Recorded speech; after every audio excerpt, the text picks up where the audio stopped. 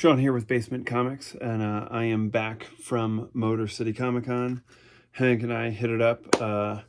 We were pretty early in line. I was my number one get was Mark Waid, and so I was first in line at his table. So I am gonna quickly let's see. We hit up Comic Con. Went out for sliders afterwards and ice cream. So all in all, a pretty successful day. So I am going to cut here to a quick little like minute and a half kind of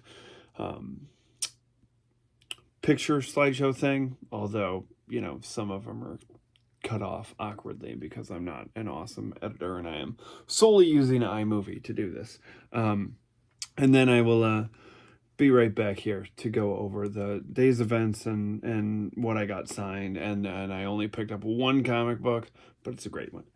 And so, yeah, check this out and then we'll be back.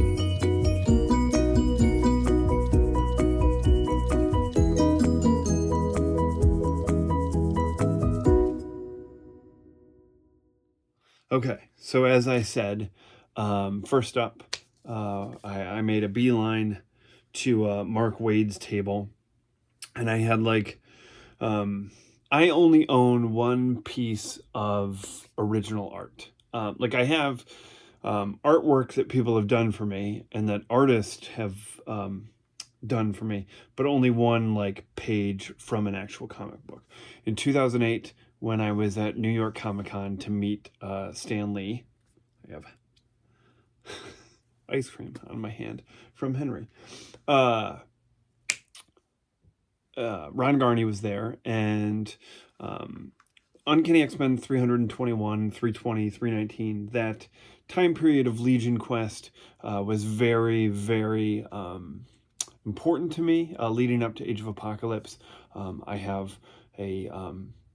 when I was growing up, before my mom passed, when I was a kid, she ran our house is in like well, not is, because I don't live there anymore, but my childhood home in a tiny town in Michigan. The front of it was like a storefront, and she ran a candy business out of our house, like a chocolate shop. Like I grew up in a, you know, kids are like, oh, you know, I grew up in a candy store. And so sometimes when she would be like baking, particularly around like the Christmas season, Christmas and Easter were like you'd think Halloween, but this was like homemade candy. So Halloween was like, it was a no-go because, you know, yeah, they're going to put razor blades in it. But Easter and Christmas were gangbusters. And so, after school or whatever, I would tend to sit in the in like the baking area and read comics. We had like a little, you know, area, and I would read comics. And so my memory of reading like Legion Quest and those issues of early issues of Age of Apocalypse where like we had a fireplace in the house, and so I would cuddle up by that in the Christmas tree, and then Mom was always house always smelled like chocolate, which you think would be awesome, but it wound up making me a fruit kid. Like I was like, I'd rather eat a peach than a chocolate, or people would get me my own mother's candy as a gift, which I always thought was weird because I'm like, who do you think is testing this stuff? Who do you think is swirling the chocolate on the chocolate covered pretzels like a childhood sweatshop? Me. Anyways, so the one page that I have, when I saw it, I was blown away that it was even available, is this page from Uncanny X-Men 321, and it is a flashback, and it is Magneto and Charles chatting in a bar in Egypt when they were younger, before either one of them knew they were mutants. And when I purchased it, Ron Garney was there, and so I had him sign it here, and Mark Waid, who did the dialogue. And this is kind of interesting because there's like also you can, like, unfortunately you can't see it really well, but there's whiteout in here, and like you can feel where they like pasted on like, X-Fans, with this issue you must read Cable number 20, which is true. It is a fantastic issue, and I have that signed by Jeff Loeb. He wrote that one, and I also read that one in the candy shop. So this is just fantastic, and Tim Townsend did some of the inks, and he was there today, so I had him sign it. And when I rolled up, the guy standing in line behind me noticed what I had and was asking me about it. And so when I rolled up to Tim Townsend's table, he was like, "Oh, I heard about you." And so he was super excited to see the page of art, and he told me that he was like in his early 20s, was living in his mom's house and was like terrified to ink over Ron. He's now friends with Ron Garney, took a picture of it and sent it to him. But he was like, I was terrified that I was gonna F up Ron Garney's artwork. And so, I got that signed by, trying to get it signed by as many of the creatives as I can. So there's that, and with that, I also got the issue that appears in. I have it signed by Ron Garney, now Mark Waid, Joseph Rubinstein, and Tim Townsend. And so you can, that's what the page looks like printed, but I have the original. And the crazy thing is that I bought it for in 2008 at New York Comic Con. I bought that for $175, which to me was crazy. But now, with the way original art is, that's a splash page of Magneto and Charles Xavier. That's probably like a $1,000 page. Yeah. So I got that signed by Waid and Tim Townsend. I got X-Men Alpha number 1 signed by Waid and Tim Townsend. So I can now put that back in the frame and put it back on the wall. And doesn't it look great over there, signed by those guys? I got the first issue of Waid and Ringo's Fantastic Four run signed to me and Henry, because I am looking forward to reading that as a bedtime tale to Hank. Daredevil number 26. I got X-Men number 53. I got Captain America 701 signed by Michael Cho and Mark Waid. And to cap off the Mark Waid stuff, I got Avengers 676. I love this cover, this kind of like homage thing. And this is from a fantastic, I could go on and on about Avengers No Surrender and Avengers No Road Home. They were like smack dab in the middle of Jason Aaron's run, and like kind of split it up in this weird way where, like, I don't know if people were paying it. This was just a super like fun. You know, the Avengers Earth's Mightiest Hero show. I always do this.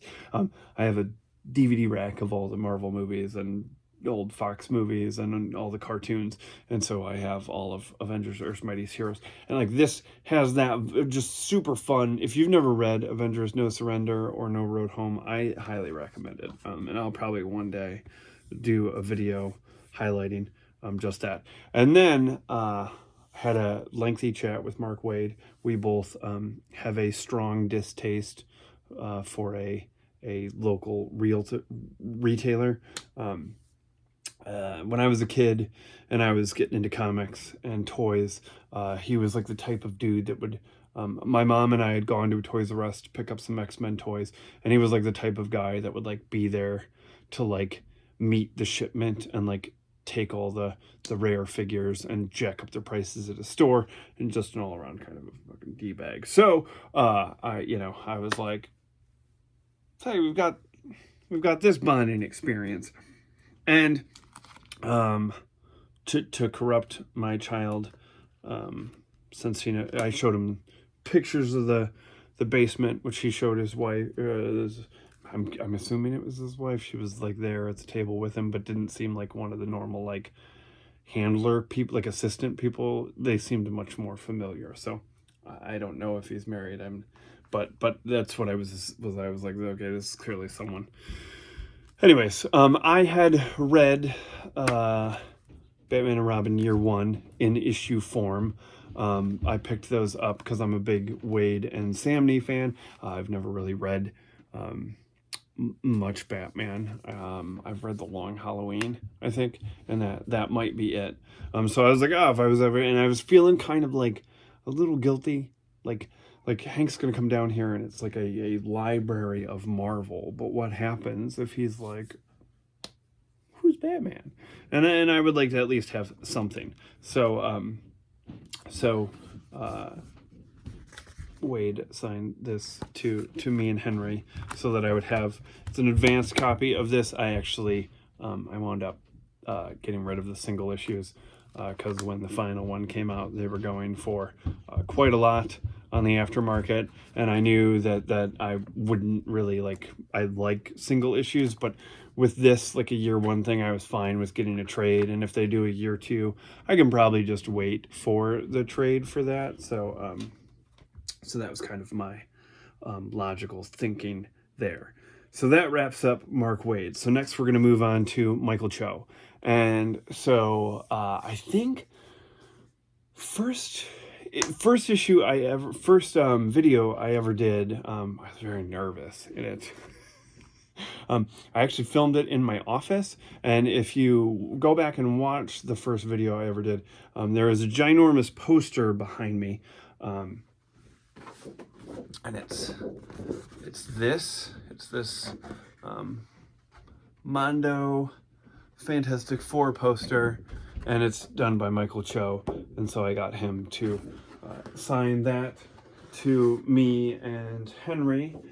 And in that first video, he was like, "You look really familiar to me," and I was like, "I don't know," and I didn't mention that I had talked about this book in the first ever video that I did, because I sort of I don't like reviews, and I don't really think that I'm reviewing new comics. I'm just being like, hey, I like this, but I'm never going to be one that's going to pick this apart for its artistic merit. I'm going to be like, I loved it, and which I did. This is awesome. It is a super fun OG Avenger book, put out by Abrams Books. Great art. Michael Cho's art is fantastic. This is super meta, where they're kind of pulled into the story, and it's just a lot of fun. But I talked about it in the first ever video that I did. First ever video I did was a little shaky because I had no idea what I was doing, and I was immediately expecting people on the internet to be about anything. I'm still bracing myself for that at any point, but nobody's watching, so it doesn't really matter. But I did wonder when he was like, "You look familiar," I wondered if perhaps because I don't know if there's many people out there who have read The Veracity Trap, but please do. And so Michael Cho was gracious enough to, he asked what Henry's favorite superhero was. I said Spider-Man, and so he quickly sketched up this fantastic Spider-Man.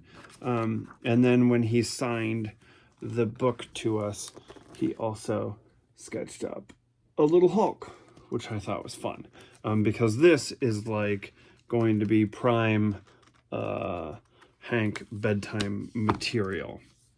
And I had that Captain America issue that you saw that that Wade signed as well.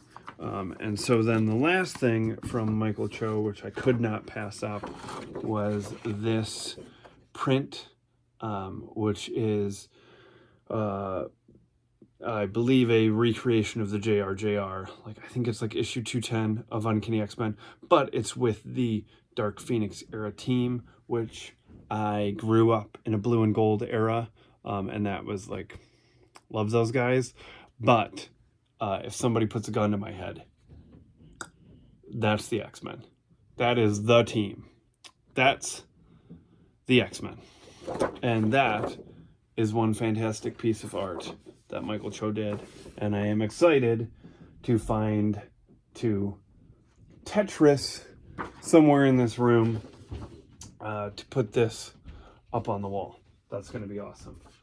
Bummer note, I was super jazzed to meet Jay Lee because he did the X Factor issues of Executioner's Song, and I love those. It's like the Cable Bishop Wolverine on the moon, like Archangel expunging the legacy. Was that the legacy, if I ever said at that point? I think it was. Out of Xavier, super trippy, sketchy, wild, crazy art. And he canceled like at 11 p.m. last night. And so he wasn't going to be there. So I was bummed out about that. I'm going to grab some tea.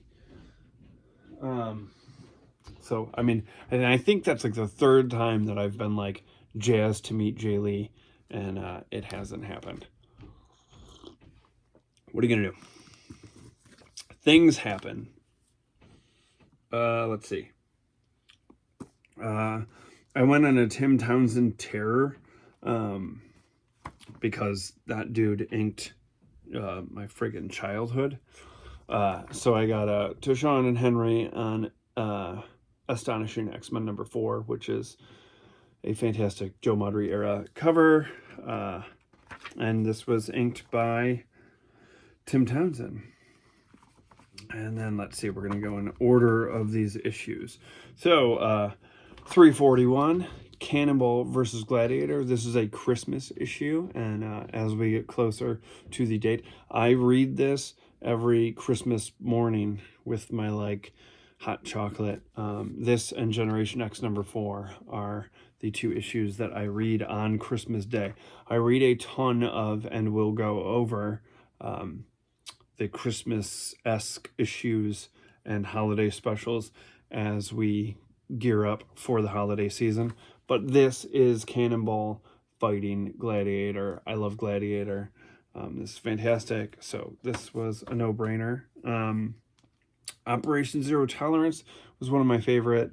Like, that to me was like my generation's Mutant Massacre. And although the two stories do not align in like you're probably like, a Mutant Massacre, what does that have to do with Operation Zero Tolerance? I liked the fact that story was the X-Men on the run, and that was a lot of like post-Mutant Massacre was like the X-Men hiding out, and Operation Zero Tolerance had that. It was a great, like, the best, hands down, bar none, the best written Iceman of all of Marvel was done during that era. And so this is issue 346, and this is my favorite J. Jonah Jameson story of all time. He like stands up to Bastion. It's fantastic. It's just like, I mean, come on. Like Joe Mad drawing Spider-Man fighting Hulk. It's just a really great issue. And really got me to like you know, at this time, this is early 97.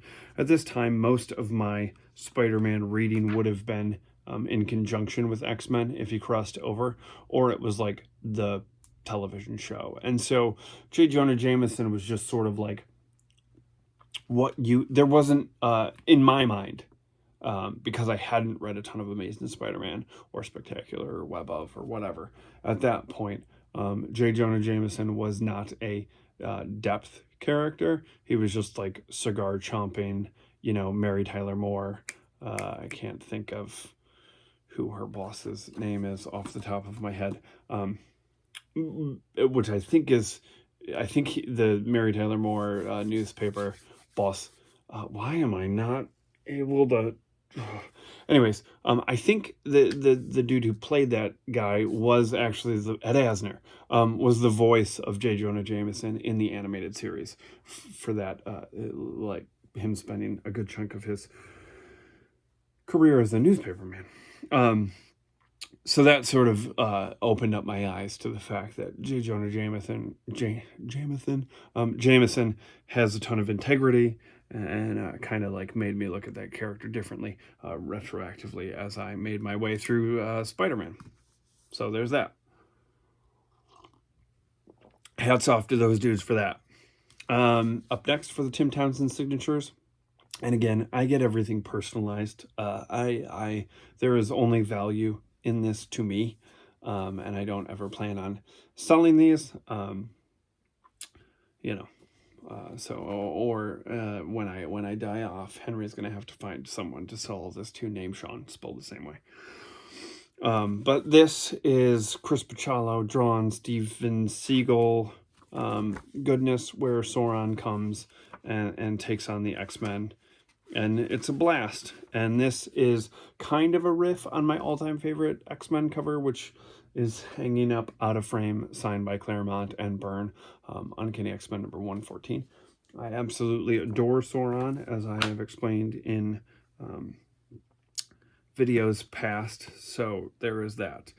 Up next was Klaus Janson, and I'm obviously currently reading his and Miller's Daredevil run, and it's fantastic.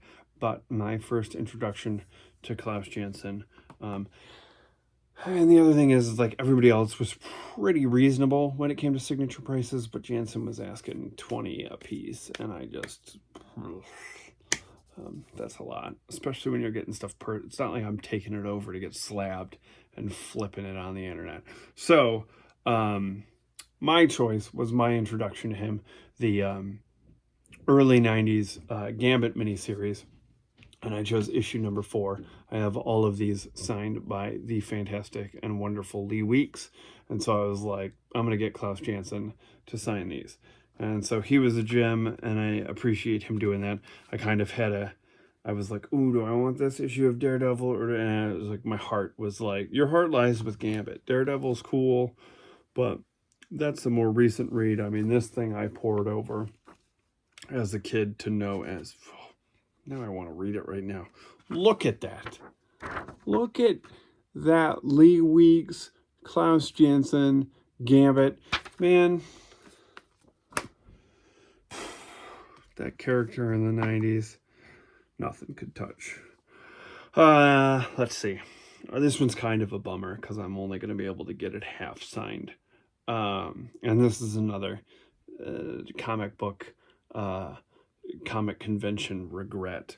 I have met Steve Englehart previously, got him to sign a bunch of my Amazing Adventures, where, you know, he turned Beast gray and furry. But this is now, you know, this was a few years back. I've now read all of his Avengers, and so I had him sign Avengers number 141, made sure he signed it to Sean and Henry, and he got Henry right by the person that Henry is named after, Hank McCoy. And so he signed that. I explained that Henry was named after him, blah, blah, blah.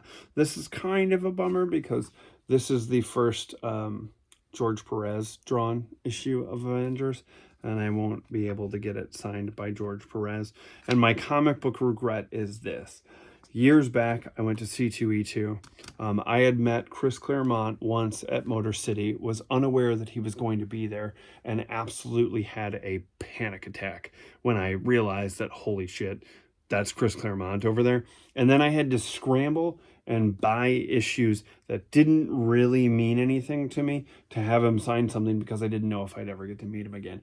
And let me tell you, not to get too far into the weeds into what I did before, but I have, for years, years and years and years and years, toured with, and lived with, pretty well-known, band from the 90s.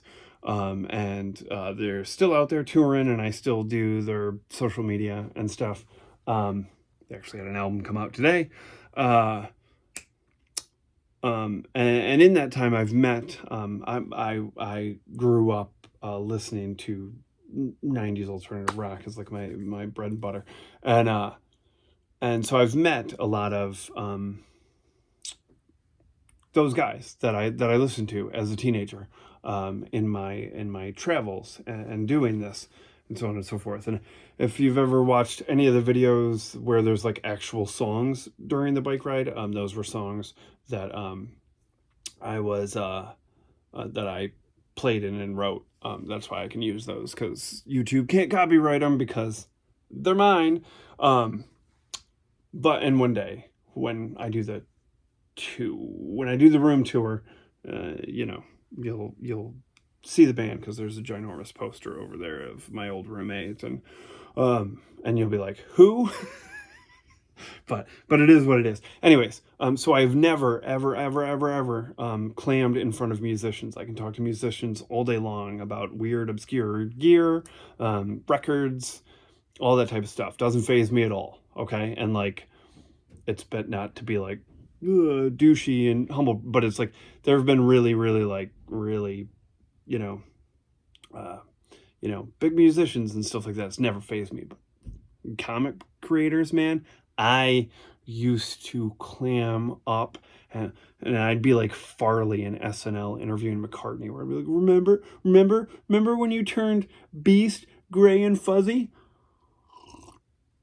Like an idiot. So the first time I ever met Claremont, I couldn't even talk to him. Like, I mean, I went up like just handed him the book, had him sign him. He like even referenced how weird it was, and I just because I was just like, this guy wrote like, everything. So few years later, many years later, he was going to be at C2E2, and I traveled there, and my wife and I got in his line. Fantastic experience. Like, I completely told him about what an absolute shit show it was when I first met him. We had a good laugh about it. He is actually like I posted, but didn't. I'm not a big taggy person when it comes to social media, but I had posted about meeting him on social media, and he like responded to it and talked about how nice it was to meet me, and what a good exchange we had. And then last Christmas, I mean, this is years and years later, last Christmas, every year on around Christmas, like a week before, I read the very first Christmas like comic book gift that my parents ever got me, was the Dark Phoenix Saga trade. And the very last Christmas present I got before they passed was, before my mom passed,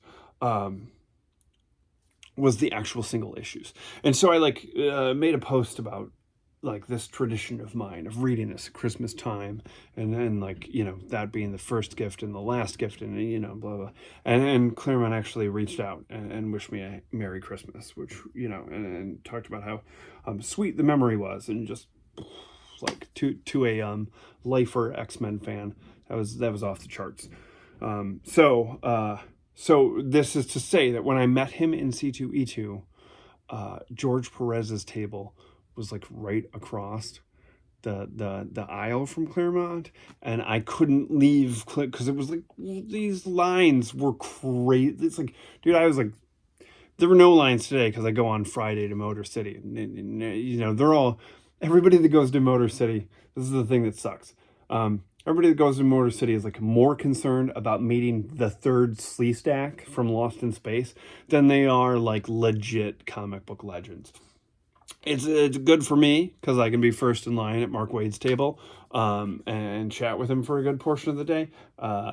Great for the Sleestack community of 70s television because they're making some bucks out of people who think that's cool. I got kind of annoyed last night because when they announced that Jay Lee canceled, some knob on Facebook was like, "Who?" And it's like a very well-known comic book artist. You know, the whole reason it's called a Comic Con. Anyways, that kind of annoyed me. But I did not get out of Claremont's line to meet Perez. I had a buddy of mine. He went and got an X-Men annual that Perez had drawn, signed to me by him. And I regret that I never got an opportunity to actually meet George Perez. I appreciate the fact that I have a book signed to him, but there's a little bit of like bittersweetness considering that Perez is like on my, so far my comic book Mount Rushmore is like only 2 people because I cannot settle on the other 2. And it's Byrne and Perez. And so there's a little bit, I say a little bit. There is a lot of regret there in the fact that I should have just had Ashley like stand there in the line, and I should have like hauled ass over to the other line and done the whole thing. And I didn't, and George Perez passed, and I was very sad, and I love his work. He's a fantastic artist. And that I will admit is a regret. What are you gonna do? You live and learn. So now, no more getting other people to sign stuff for me unless I can't physically be at that convention. So then I hopped over and met Bob Hall, and I friggin' love Stiltman. I have a Marvel Legends Stiltman that goes from the floor to the ceiling because I bought a bunch of hand ninjas, so I get a bunch of legs. If you're looking for legs, I got them all. And so I had him sign this Amazing Spider-Man issue, which is coming up in Cornerbacks Classics, so I'm super jazzed about that. We just covered this issue of Avengers in Cornerbacks Classics, so I was pretty excited to chat with him about that. Bob Hall is a super nice guy, snazzy dresser, great artist. Was a good dude. Let's see. Okay, so then 2 books left that I got signed. I got The Vision and Scarlet Witch, #1, a recent miniseries signed by Steve Orlando, and he's doing that Sorcerer Supreme book that I was talking about earlier. I've been digging his Scarlet Witch and Vision stuff. And then I believe you pronounce it Enid Balam, the artist of Fantastic Four and Gargoyles, which I was just all jazzed about a few weeks ago. This was like my pick of the week a few weeks ago. So I got that signed by him. I was pretty jazzed that he was going to be there. And so that covers everything that I got signed. And so I stuck pretty tightly to Artist Alley as I normally do. I ventured out into the back issues solely, mostly for the intention of meeting a viewer / fellow YouTuber by the name of Blue Collar Comics. He and I had chatted via the comment section. I didn't realize he was local, which I thought was pretty cool. So it turned out we were both going to be there on the same day. But here's the thing. I don't know what he looks like. So I sort of like milled about the back issue areas in the hopes that I might run into someone who would be like, "Hey, are you BaseMint Comics?" And it didn't happen. And eventually, so sorry about that. I tried. And hopefully we can figure that out at some point. But I was bummed out about that because I was looking forward to that. But it is what it is. I'm hoping that in his hunt of the 50-cent and dollar bins, he was able to find some good stuff. I was perusing stuff, but it is very difficult when you have a 3-year-old attached to you at conventions who sees a kick-ass Scarlet Spider-Man cosplayer and follows them around for an hour. There was an hour where we legitimately, my kid just made me follow this poor dude around, and I apologized 3 times. I was like, we're just sort of, until he can work up the nerve to possibly take a picture with you, which he never did. We just sort of followed this poor dude around. So if by chance that Ben Reilly Scarlet Spider cool hoodie wearing Spider-Man guy sees this video, I apologize for my kid being a weirdo and following. I mean, like, legitimately, he would like duck behind boxes and like peek just to make, and he just like, Spidey. And I'm like, yeah, dude, I know, it's Spidey. I'm like, I don't even know how you know Scarlet Spider yet. Your comic book knowledge like begins and ends with Spidey and his amazing friends. So the fact that he was, hats off to him, because being a 90s, I mean, I was mostly an 80s kid, but comics, it was 90s. When I got into comics, Ben was about to be Spider-Man, so I've got a soft spot for the hoodie. But anyways, so I picked up one comic, and it is a comic that I never thought I was going to own. I have it in a trade. It's coming up in the read. And I have every other issue in that trade, single issue format. So this was the one that I was missing. And this, I was able to get it because this is a pretty gnarly copy of Amazing Spider-Man 238. Which I was thrilled to pick up. It's, got a chunk missing there in the bottom of it. It's got the tattoos. All the pages are kind of folded over. I'm sure there's probably some, who cares? I have the issue. That's what matters. I mean, it's a fine enough copy for me. It's together. That's what matters. It's not falling apart. So yeah. So now I can pass off the origin of the Hobgoblin trade paperback to some other kid come Halloween this year. That's pretty exciting because now I finished off that. So that is a book that I legitimately, like, there's a couple Amazing Spider-Man issues where I'm just like, I'm never getting those because they're stupid expensive, and this is one that I thought was going to be without reach. So when I kind of pulled it off the wall and saw that it was well within my within my budget, and I was able to open up the book, look through it, and realize that there should probably be some wiggle room on that price. I was happy to get it. So, well, yeah. Had a great chat with Mark Waid, a bunch of other creators. Michael Cho drew my kid a bunch of fun superhero stuff that we're gonna frame and hang in his room. I got to put my poster back up in there. Chatted with Tim Townsend about some original artwork I bought a long time ago. Man, I was like, 2008 wasn't that long ago, and then I was like, yeah, it was. Dang. Yeah. So Motor City was pretty kick-ass. So I only go for the one day because I don't want to get, like, it's Friday is not crowded and it's too crowded for me. Saturday is like let me stop in the middle of the aisle with my 9-foot wingspan and take photos, and then I hate it. And then Sunday, like I said, love my kid, so on other people's. And Sunday is like the free-for-all kid day. And if I were to take the kid with me, he'd want to play with all those kids. No. So Fridays it is. So that was my recap of Motor City. That's way too long, but I hope you enjoyed it.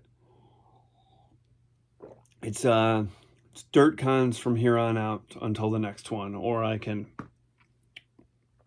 manifest a trip to, what is it? I know Baltimore Comic Con's a good one, but there's one that's like specifically Heroes Con. Heroes Con is like my bucket list, but that's the one. That's because that's all comics. That's 0 slee stacks at Heroes Con. You're not gonna see a slee stack. You're not gonna see Punch from Chips. You're not. And I'm here for it. I'm okay. I don't have a problem with Punch. I don't have a problem with the slee stacks. I just, you know, I love comic cons, and I think, you know, let's get back to some comics. Anyways, if you like what I'm doing, please, you know, let me know. Like, comment, subscribe. It would be greatly appreciated. And we will be back Wednesday for this week's new comic book ride. And yeah, that's where we're at. So I will see you Wednesday for a trail ride up to our shop to pick up our new books. And I will talk about my favorite book from this last week. And if you've watched these videos and you know what came out last Wednesday, I bet you can figure out what my favorite issue of last week was. I'll give you a hint. All right. Have a good night, and I will see you Wednesday. Bye.